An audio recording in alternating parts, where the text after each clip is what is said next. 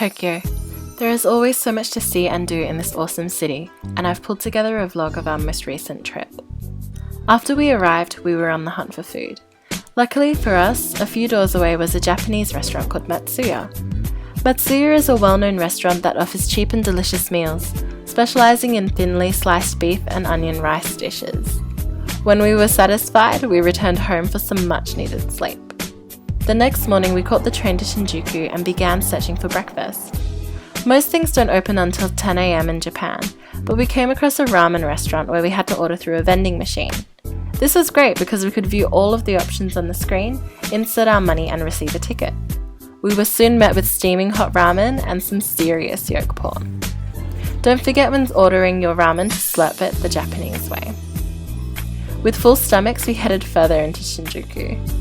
Shinjuku itself is home to many ambitious skyscrapers. It is also home to one of the busiest railway stations in the world.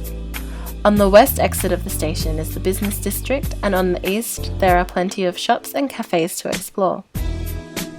We decided to visit Kaliko Cat Cafe, which is located on the 6th floor of an unsuspecting building in Shinjuku. There were so many cute little kitties at Kaliko who were hungry for food. You can purchase food and drinks for yourself while sitting in the company of cats, or if you'd like to, you can purchase food for about 100 yen to feed them. Located throughout Tokyo are also purakura, or photo booths, where you can get dressed up in cosplay and have your eyes digitally enlarged. Good luck to any guys who are hoping for a new profile photo, as you cannot enter without a female counterpart. This is taken very seriously in Japan. On the last leg of our Japan stint, we stayed in an Airbnb just minutes from Shibuya crossing. Blazing neon lights lit up the famous entertainment and shopping district as soon as it turned dusk. There is also a legendary story about a dog named Hachiko that would wait for his owner at Shibuya crossing every day. However, once the owner passed away, Hachiko remained loyal and continued to wait there for him. A statue was then made in commemoration for Japan's most loyal dog, and has since become a popular meeting spot for locals and tourists alike. We visited Genki Sushi, which is a cool restaurant where your food is ordered via touchscreen and delivered to your seat by a different interpretation of a sushi train.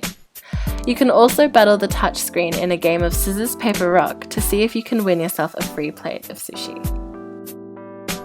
Comfortable shoes are a must in Japan, as you'll find that you'll be doing more walking than anything else. And surprisingly, this also includes eating.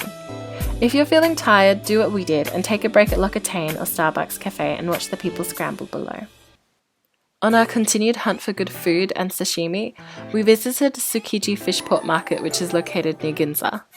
Many recommend that you should rise and attend the tuna auction at 4 AM, but you should be aware that there's a limit on the number of people that can attend, so do a little research before you commit.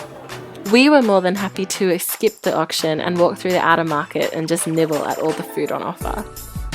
The food is so fresh and ranges from sweet potato fish cakes, red and white strawberries, freshly sliced tuna, ice cream, mochi hit by strong men wielding hammers, steamed cakes, and of course chirashi bowls.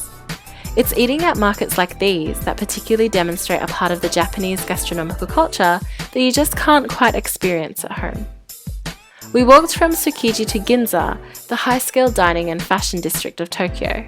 It's also where you'll find yourself spending most of your time staring at cakes through glass. We found ourselves also spending a lot of time at Big Camera, a one-stop shop for everything, the largest of which is in Yurakucho. It sells homewares, gadgets, kitchen items, and household appliances, even housing an in-store pharmacy. We then ventured to Tokyo Station. The station itself has the biggest collection of Japanese Kit Kats, a street dedicated to ramen, and another for anime characters from your childhood. Pay a visit if you're looking for gifts for friends. The next morning, we caught the views at the Tokyo Metropolitan Government Building and found boxes of make-it-yourself candy sushi, which we kept as part of our emergency food supplies, just in case. Japan adds a different element to the term window shopping, with their plastic food displays looking so incredibly real. I remember seeing this display and thinking, how could you make a loaf of bread into a dessert?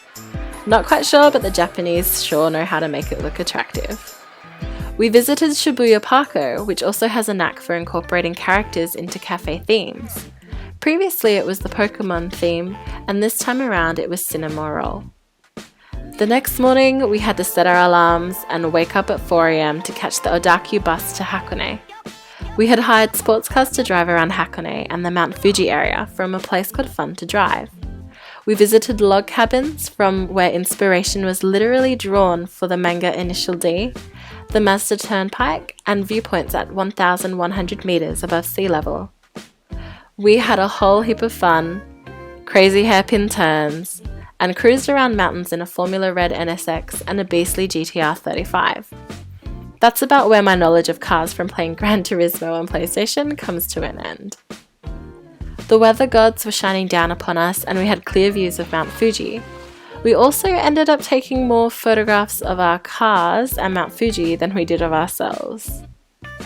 That night, because we had some serious cravings for ramen, we lined up at Ichiran Ramen, a famous chain restaurant that's well known for its noodles and good quality broth.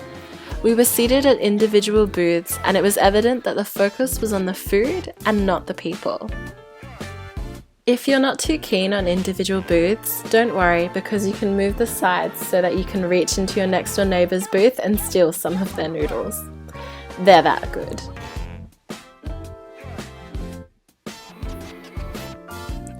Akihabara is known for its electronic shops, toys, manga, and maid cafes. It's where the weird and wonderful manga culture comes to life. This virtual playground is awash with colour, sounds, and nostalgia. It's also got some pretty amazing food. And it was here that I discovered a milk tea croissant, which tasted like bubble tea in a croissant. Pretty damn cool. You won't see billboards or models here, instead only manga characters promoting the latest drink or a cool new app. Don't forget to try your luck at the skill testers. I know them as the money traps. Try your luck, test your skill, and make like Ash Ketchum from Pokemon and try to catch them all. As I love collecting plates and bowls from different countries, I was intent on visiting Kappabashi. Unfortunately, because it was New Year's, most of the ceramic stores were not open and I was left staring at plastic food that made me hungry. After a quick pit stop, we headed to Harajuku. Takashita Street in Harajuku was incredibly busy, populated with people eating fairy floss as big as their heads. Don't forget to have some gyoza, or grab a deliciously sweet crepe from the many crepe stores along the street. If you want to spot a Harajuku girl, visit on a Sunday when they are out and about in their best. The next day we explored Tokyo Tower and somehow found ourselves on the rooftop of a building overlooking the city. It was there that we could really reflect on all of the places we had visited and all of the places we had yet to explore. I hope you have enjoyed this adventure through Tokyo. Thanks for watching!